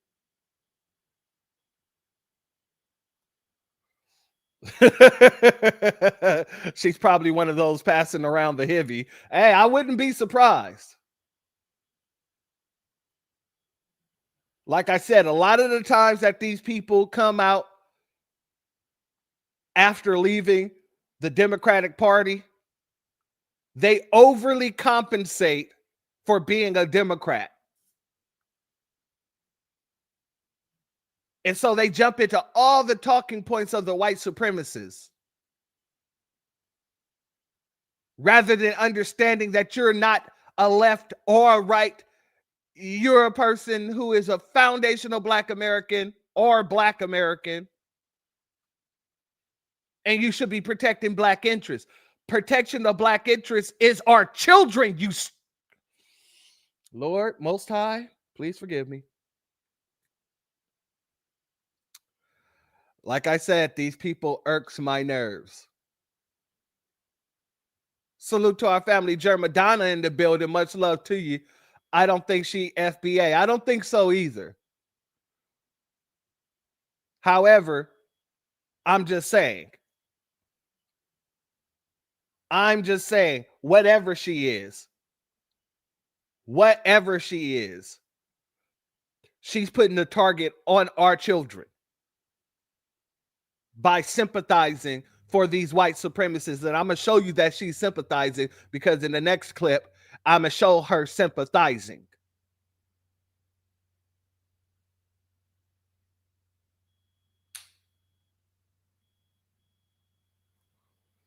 Shout out to Black Warrior Spirit, and I agree with you 100-fold. People only do ish like this when they don't fear immediate retaliation. Absolutely.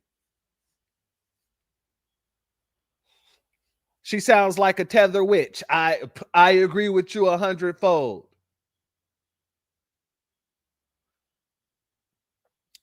If I was a family, if that was my son or my daughter, I would want a full-out investigation. But y'all jump to conclusions to automatically say, oh, it's white people that are doing this. And since it's not your family, it's not your son or daughter, you immediately go to, your brain immediately goes to, oh, I need to protect the Nabisco.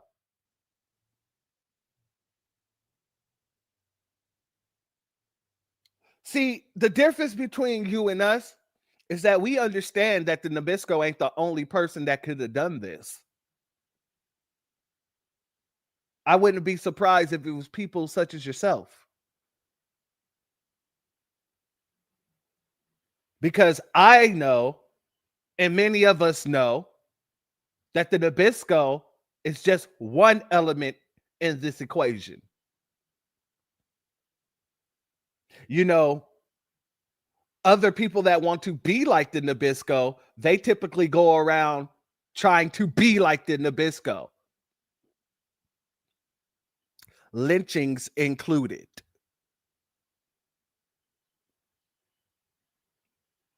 But the fact that you automatically took it there, that tells me that the number one thing in your mind is protecting the Nabisco.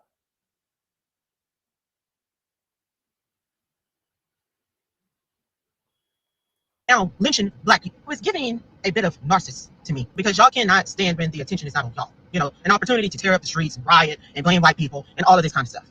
Because it's giving pick me to me. Is it giving pick me to you guys? That's what it's giving to me. Pick me.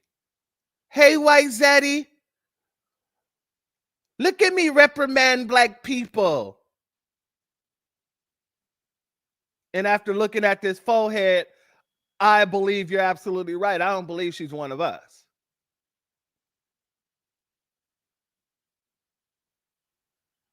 I'm seeing a little Caribbean in there.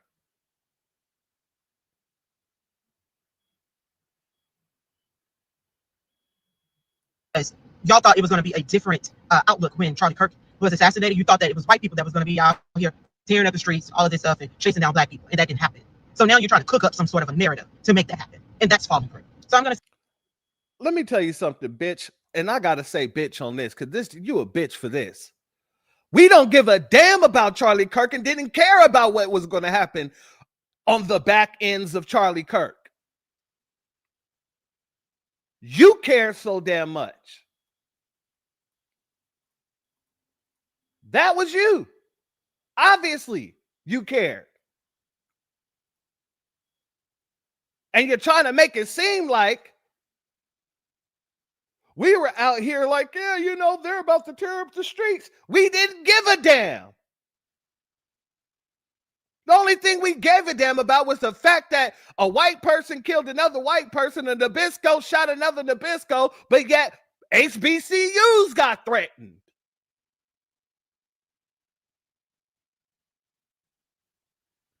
which can tie into this whole damn situation in which we're speaking on.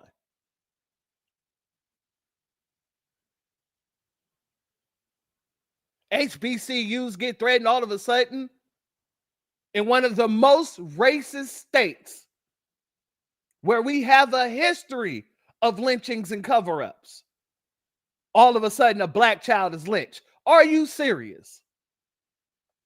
Are you that dim-witted that you couldn't put two and two together? No, I don't believe so. That's why I believe that you're just being a pick-me, being a puppy trying to get your head patted. I wouldn't be surprised if you're sleeping with a Nabisco. I wouldn't be surprised if you got half Nabisco children.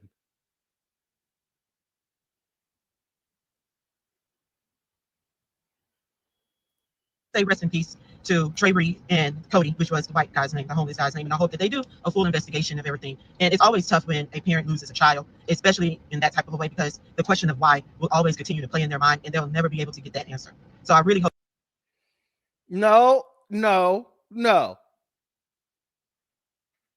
Because if there's a proper investigation, 9 times out of the 10, they'll come get down to the brass tacks of what happened and why. There's only ever a lingering wonder of whatever happened when the police don't do their damn jobs. When the coroners are colluding with the damn police departments.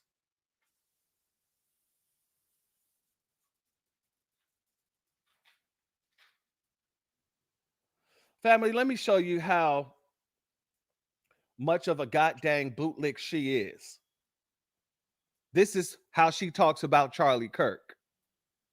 There's revival going on in the nation, everywhere, nationwide. Of course, your media is not going to show you that. There's all types of colors, backgrounds, don't matter, coming together and giving praises to Jesus. They're professing Jesus is Lord. They're professing him as their savior of their lives. Why? Because that's Charlie Kirk's legacy. See, they only want to show y'all 30 seconds, 5 seconds. Family, she said everybody across America is coming together professing that Jesus is Christ. Jesus is their Lord. Because that's Charlie Kirk's legacy. My broadcast yesterday clearly showed what Charlie Kirk's legacy is.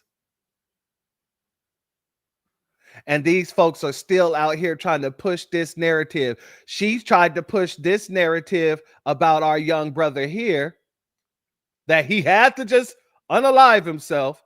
And now she's pushing this narrative that Charlie Kirk is bringing people to Christ.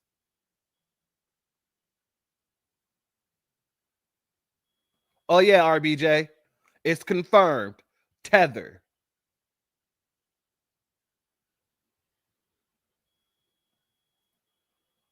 And then wrap that up and say, oh, he's racist. Why are they doing that? To distract you off of his real message, which was God, family, and community. That was Charlie Kirk's message. Charlie Kirk's message was anti-black racism and bigotry. And that's why y'all not playing any of his clips. Every time y'all play a clip about him saying something about Jesus, if you let that clip play, he goes off into talking bad about black Americans. He goes off about talking about LGBTQ or whatever the situation may have you.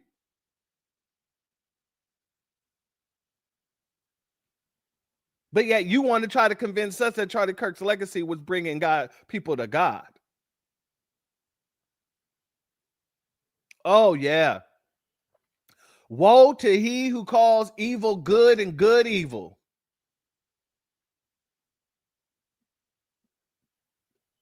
Y'all didn't even know who he was 2 days ago. They never said anything about him prior to that. They didn't want to say anything about him because if you go look it up for yourself, then you'll know how much he has professed Jesus as being king in the head of his life. That's what Charlie Kirk's message was.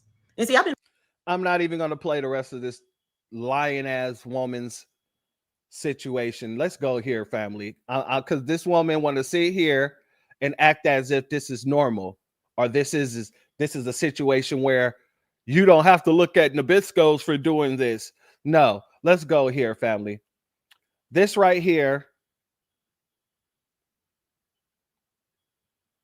is the Southern.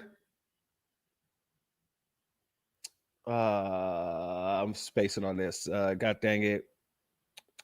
The Southern Poverty Law Center. Excuse me. I for some reason I was spacing. That woman got my brain all in shambles. So I want to read this because she acting like, it's all about that kid's mental health. The SPLC urges thorough investigation into 2 hanging deaths in Mississippi. Montgomery, Alabama. The Southern Poverty Law Center is aware of the recent tragedies that unfolded at Delta State University and in Vicksburg, Mississippi, and is calling for a thorough investigation into the circumstances that led to the death of DeMar Travion, Trey Reed, and Corey Zakostas. We are deeply saddened by the recent tragedies where individuals were found hanging in Mississippi. One took the life of a young Black man, and the other of a man experiencing homelessness. Although one death has been ruled a suicide and another is undetermined.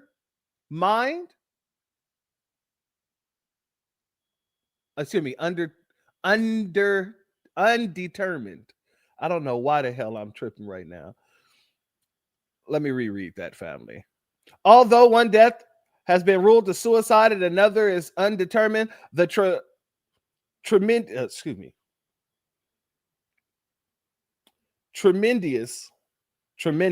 outcry, from the local community over concerns surrounding the loss of these 2 should not be unaddressed, said Brian Fair, interim president and CEO, SPLC. The imagery of these 2 deaths immediately invokes the collective consciousness of those who are deeply aware of Mississippi's troubled past, in which we all are aware of Mississippi's troubled past. But everybody ain't speaking up about Mississippi's troubled past. They want to make you think it's all about feelings, emotions. Shalom, Mr. Ishmael. Thank you for being here, as well as our brother Black RU. Much love to you, family. Thank you for being here. These events reminds us of inequality continues. Let me reread that. These events remind us how inequality continues to endanger lives. By committing to a thorough investigation and providing transparency around these tragedies, local leaders and law enforcement can bring a deeper sense of peace and comfort during a time of tragedy. Our state office will be monitoring their efforts closely.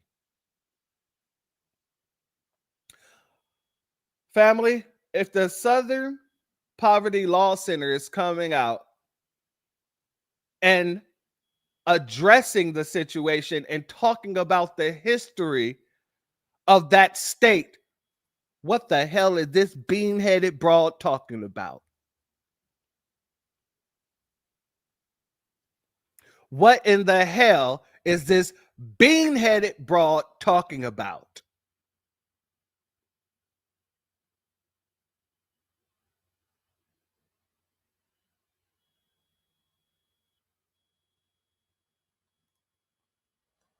Salute to Andrea Jones. My son was listening while I was doing his hair for work, and he said that he's tired of these bed wenches running around.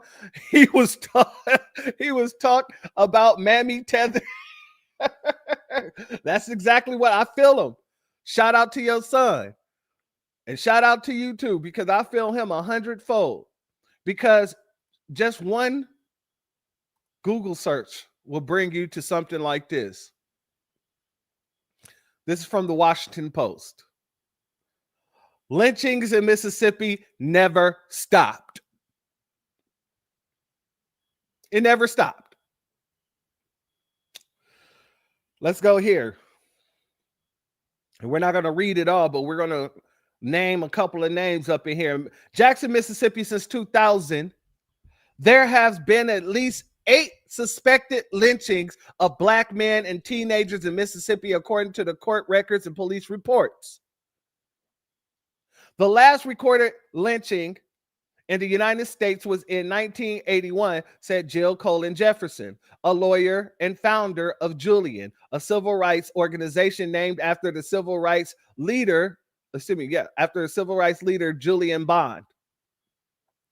But the thing is, lynchings never stopped in the United States. Lynching in Mississippi never stopped. The evil bastards just stopped taking photos and passing them around like baseball cards.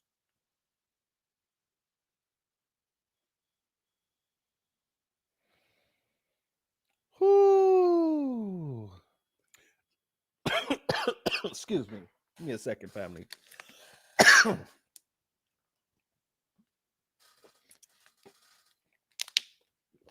Oh, yeah. All right, let's get back to it. Jefferson was born in Jones County, Mississippi, which was an epicenter of the Ku Klux Klan reign of terror during the Civil Rights Movement. Coming from Mississippi and seeing stuff intersect, talking about this stuff is like talking about what happened down the road, said Jefferson, a Harvard Law School graduate who trained as a civil rights investigator with Bond. In 2017, Jefferson began compiling records of black people found hanging or mutilated across the country. In 2019, Jefferson began focusing her investigation on Mississippi. In each case she investigated, law enforcement officials ruled the death suicides, but the family said the victims had been lynched.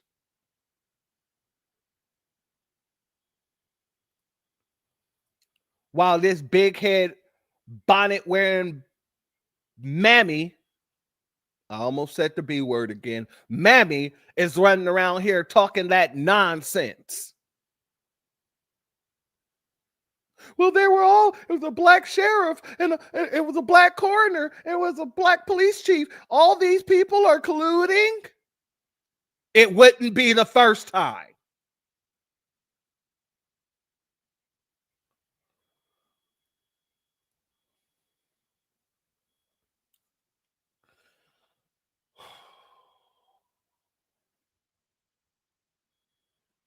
Historically, lynchings were often defined as fatal hangings by mobs, often acting with impunity and in an extra jurisdictional capacity to create racial terror. Crowds of white people often gathered in town square or on courthouse lawns to watch black people be lynched. From 1877 to 1950, more than 4,000 black men, women, and children were lynched in cities and towns across the country, according to the Equal Justice Initiative, a human rights organization based out of Montgomery, Alabama, which opened the National Memorial for Peace and Justice in 2018 to honor thousands of lynching victims. During that period, Mississippi recorded 581, the highest number of lynchings recorded by the state. Historians says lynchings often evoke the image of public lynchings. However, EJI and the NAACP expanded the definition to include any extrajurisdictional racial terror killings and mutilations committed to uphold racial segregation and a false premise of racial hierarchy. The NAACP lynchings defines lynchings as the public killings of an individual who has not received due process under the law. During the investigation, focusing intensively on Mississippi, Jefferson began seeing patterns in the deaths and connecting the dots in recent cases of Black people found hanging. There is a pattern to how these cases are investigated.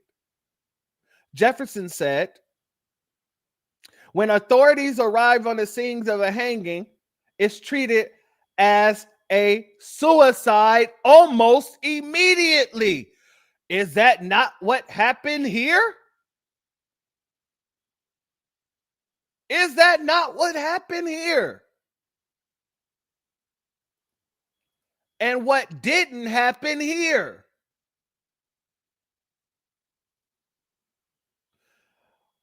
It happened here. And it didn't happen here.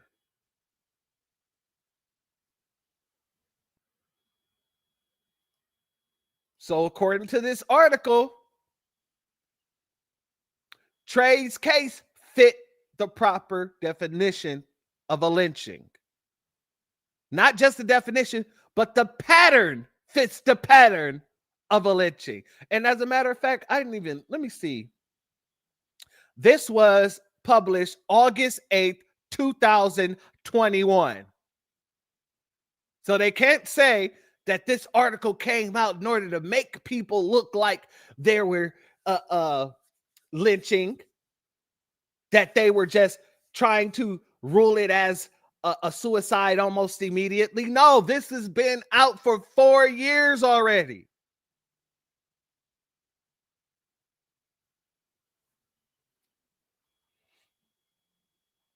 Let's get back down here.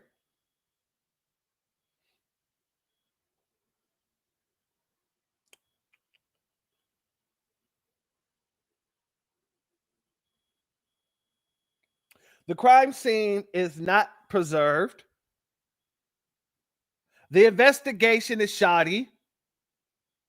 Is that not what we're seeing in the Reed case?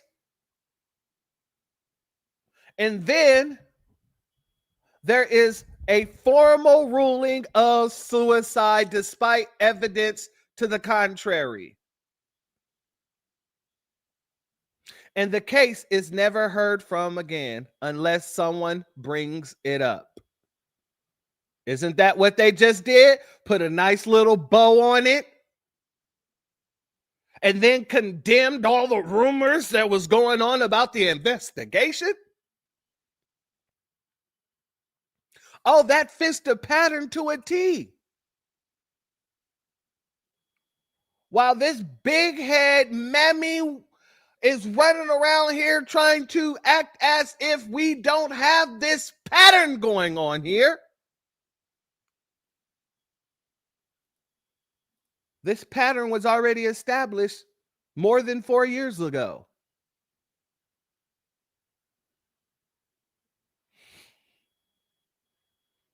Each day, Jefferson works on the list of 8 suspected hangings, including, and this needs to be added to that list, including the 2018 hanging Willie Andrew Jones Jr., trying to bring justice to grieving families. The following are 7 of those victims, plus Craig Anderson, who was fatally beaten in a racial terroristic attack. that a federal judge called a lynching. Renald Johnson, 17 years old, June 16th, 2020.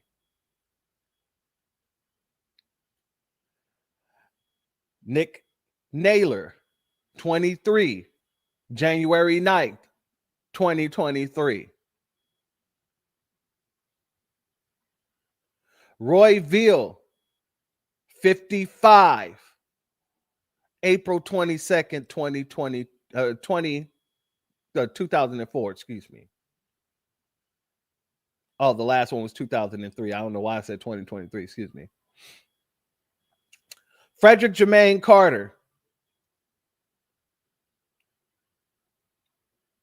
Oh, that just hit me. I'm going to have to do some research because I wonder if we're related. 26, December 3rd, 2010. Craig Anderson, 49, June 26, 2011. Otis Byrd, 54, March 19th, 2015. Philip Carroll, 22, May 28th, 2017.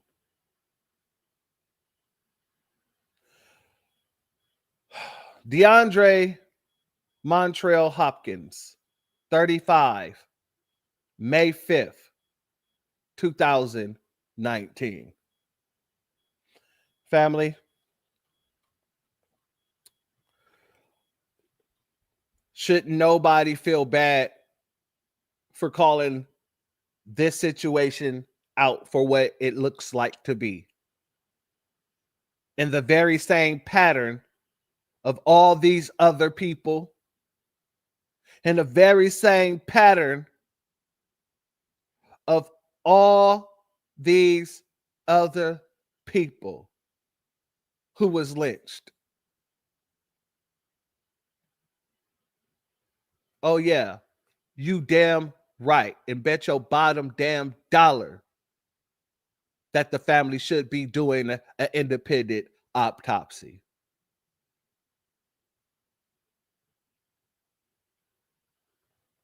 Like I said, family, this is another tale of two Americas.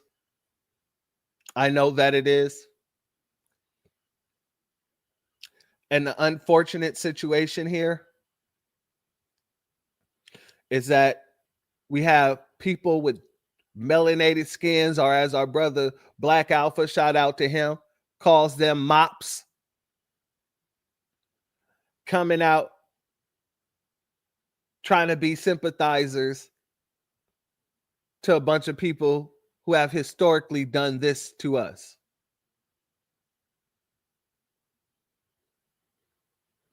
I hope to God his family minds, hearts, and spirits are on justice, and justice first and foremost. My prayer is that Benjamin Crump or no other attorney will convince them to chill out, quiet down, take the money, be quiet. I hope that their real intentions is actually getting justice. Because if it is, then I stand behind you all the way. And if it isn't, we'll just see what happens. And I'm going to be honest with you, 9 times out of the 10, what's going to happen is the same thing that has happened in the past. Like this article says, it just goes away. And it's never brought up again unless someone brings it up.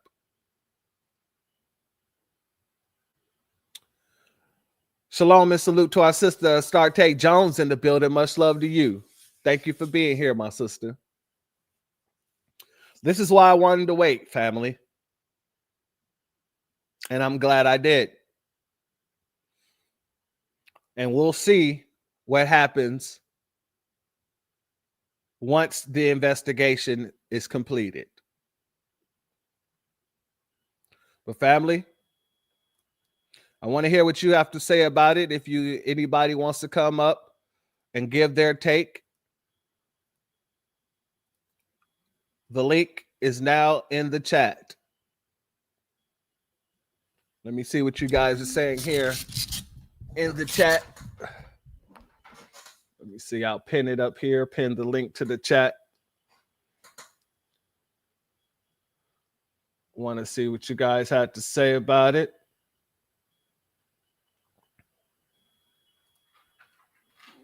They're still lynching us. They're just calling them suicides now. Absolutely.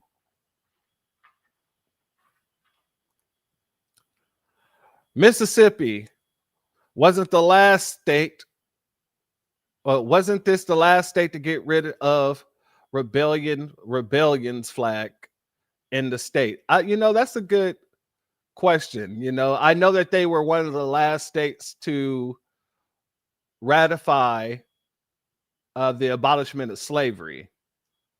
So I wouldn't be shocked or surprised one bit if that was the case as well.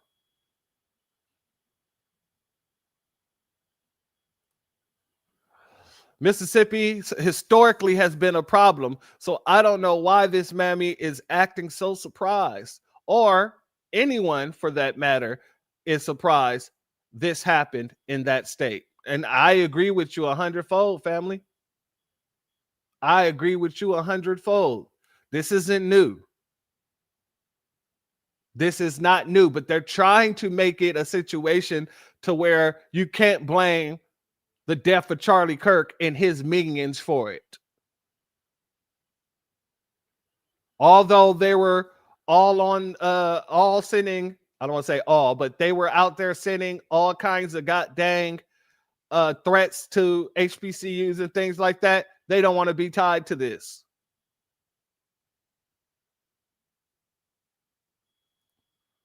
Another great point. How many people, blacks, go missing in Mississippi each year? Unsolved.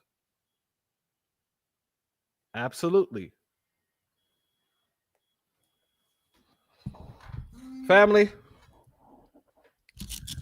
I understand. It looks like nobody's going to be coming up, but I understand this is a very heavy situation. And I just want to make sure people know that we're not being overly emotional about situations such as this. We're not being a group of people that's all about our feelings. No, to the contrary.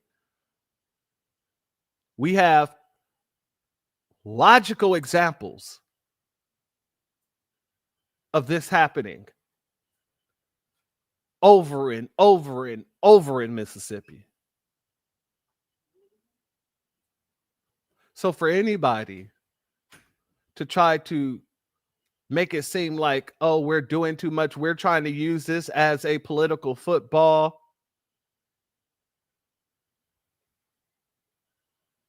I'm not going to say burn in hell, but may the Most High have mercy on your soul.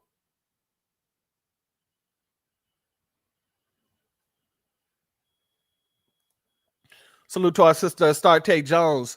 3 cops deleted in Pennsylvania.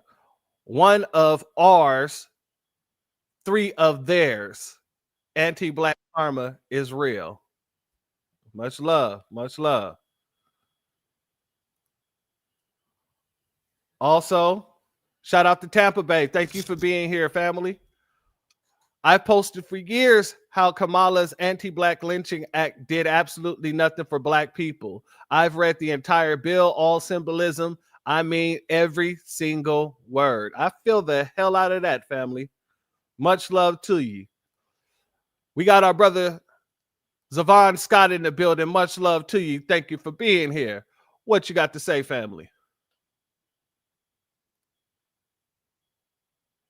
Looks like your microphone's muted, fam. How's that? Oh, you're good, family. I can hear you loud and Okay. clear. All right. I love what you're doing, the Church of Black Power. Peace to everyone in the room, and peace to all these beautiful Black people that's upon this earth. I'm gonna be quick and brief. We need to be diligent about what's going on here. We see, how they moving things around. So we must talk to our children and let them know. Don't keep your face in the phone. If you got some ear pods on, keep it where you can hear your music, but you got to be able to hear everything that's going on around you at the same time. And we got to make sure they be aware about this stuff going on, because we see what's going on. So we got to make sure we keep our children safe. And us as adults, and as a FBA, we must stay safe also. So, stay vigilant. And as my brother, Professor Black Truth, always keep your power tools at the ready, and always be good, Black people. I love you all. Peace. Salute to our brother. Thank you for coming up, and you make valid points. You make a lot of valid points, especially about keeping your head on the swivel. You can't walk around. Uh-oh, what happened here? Okay, there we go. You can't walk around and not be aware of your surroundings, especially in this day and age. I can't stress that enough. They even make like your AirPods. They make those transparent now, so you can have those in your ear, have music on, and still be able to hear what's going on around you. So there's no excuse for not having your head on a swivel, especially in this situation, in any situation, but in America right now. The way that the temperature is, it isn't smart to not be aware. You got to stay woke in that sense. Be aware of everything in your surroundings. And I would even go further than that. Be aware of the people that you're most comfortable with. Some of the people fight to get you comfortable with them so that they can harm you. They'll work hard. It's like an undercover agent. So we got to have those type of conversations with our kids, our nieces, our nephews, because it's very, very, very important that they understand just because people say they're your friends or you think that they're your friends don't mean that they are. And people come up missing every day.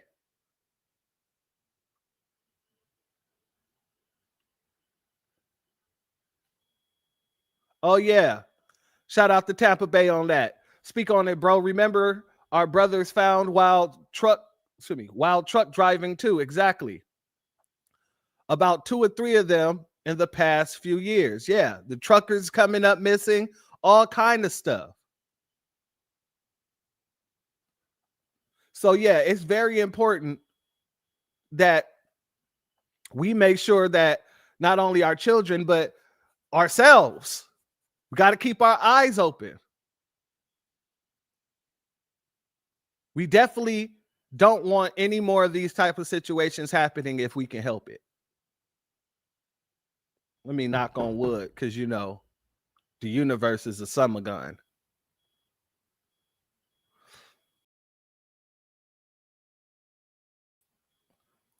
I want to thank you all for being here today, because like I said, this needed to be talked about. This needs to be discussed. And we got to take it out to the children. We got to take it out to our brothers and sisters. We got to take it out to each other. Because many of us, I ain't going to lie, many of us have just gotten too comfortable. And this is why it's a good thing that Trump is in office right now, because way too many people have gotten too comfortable. Way too many people have forgotten that these people despise our guts. We're at war. And when you get complacent to war, that's how you end up losing the battle. But with that being said, family, if you're not subscribed, go ahead and hit that subscribe button along with the notification bell so you can be notified whenever videos like this drop. Please make sure you're hitting that like and share button so we can beat up the algorithm. Make sure we get this message out to the ears that need to hear. And if you have not done so yet, please click that link in the description. Go to change.org and put your signature on the petition for reparations. Salute and shalom to our sister, Astarte Jones. They play the long gang, family. Be aware. And I 100 times a million % agree with you. Be aware, keep your head on the swivel, and make sure that your children are always watching themselves. I had to get off the phone. I called my nephew who just went up to this university in Dallas. And when I heard about the hanging, I called him and I let him know off the back. I don't give a damn what anybody's trying to get you to go do. I don't want you going out after dark like that. If you're going out, you make sure that you're with your friends that you trust, because he went from I think 2 or 3 of his friends from high school actually went to the same school with him or went up there with him. I explained to him the situation and he understands it very much so clearly. We have to make sure that our children are well prepared to fight in the same system that has been demonizing them since they came out of the womb.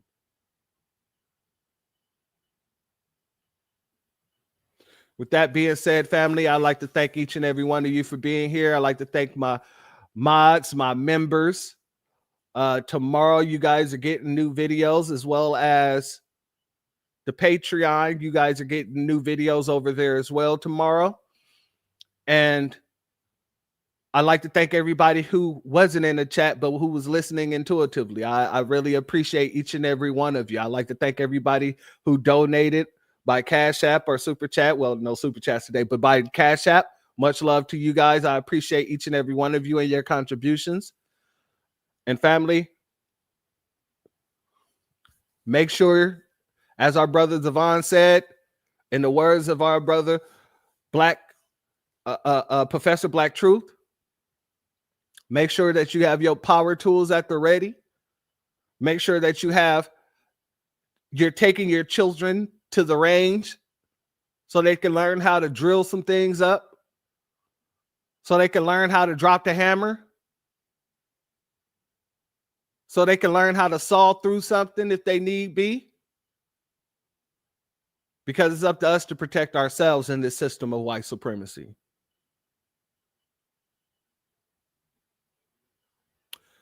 With that being said, family, the doors of the church are now closed. Peace, family. My grandfather built this country, man. He fought wars for it. And most places he went wouldn't let him sit down and get a cup of coffee. I can't even catch a cab in New York. You know, it doesn't matter how many degrees I get. All you people see is color. Your grandfather was an immigrant. You're American. My grandfather was born here, Duke. And you people still look at me as just another nigga. I know that the government, whatever, can't stand us black people. He's doing everything in the world to make black man be extinct. But I'm going to tell you one thing. Us black people going to survive. So fuck everybody. I'm out.